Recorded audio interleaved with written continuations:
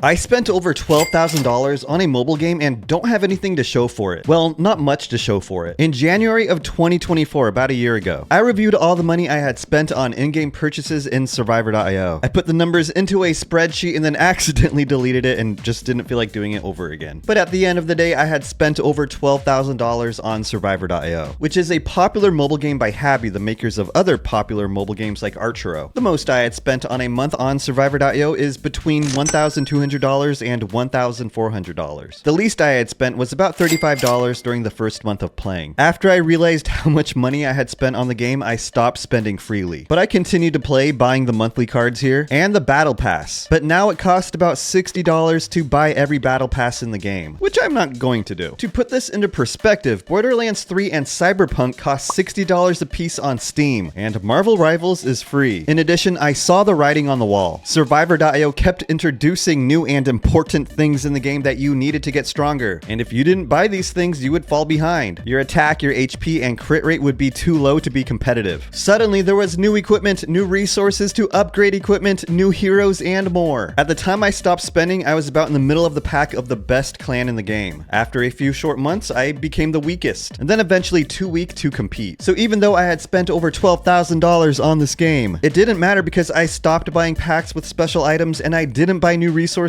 like relic cores. And at one point I was considered strong. I was considered a whale, but I became irrelevant as all the new stuff I wasn't purchasing made my account obsolete. Back in the day, I would focus on purchasing tech parts. I would come here to the daily discount and purchase both packs of them, but times have changed. Look at this. You can now purchase an epic part choice pack. Back in the day, my only luck was buying random tech parts. Legendary used to be the highest grade tech part. Now we have eternal tech parts, tech resonance, and resonance chips. And since I wasn't buying all this stuff and new players were, it was easy to catch up to me in power. For those of you who are interested in what my account looks like, let's break it down. I currently have above 500k attack, 1.7 million HP. I do have every SS grade piece of equipment, but only about 21 relic cores, and that's a very low amount. I have every survivor in the game. I have every pet in the game, including 2 legendary Garys. I have 4 eternal tech parts, 126 out of 135 collectibles, which only gives me a crit rate and crit damage of 35%. I have every skill visual except for the light chaser. I just missed out on getting it. And here's what I have in my bag. We have keys, a bunch of materials, survivor reset vials, shards, pizza, 1 survivor awakening core, and a couple of crates here, including 1 legend collectible choice pack that I have not used yet. Even though I had spent over $12,000 on this count, it's probably only worth $150 on the black market if I wanted to sell it. And that's a huge loss. At the end of the day, let this be a lesson on spending money on mobile games. Unless you're okay with spending a lot of money for a temporary pat on the back from people you don't know, like your clan members or people on Discord who think your account is cool. I've seen people go into debt, take out loans, hide their spending from their partners, and put themselves in unfortunate positions just to stay relevant in a mobile game. Not just in Survivor.io, but in other mobile games as well. And it's sad to see, so if you're in this position, stop spending money. Talk to someone about it. Because remember, you're not going to play these games forever, and the friends you met online may not always be your friends.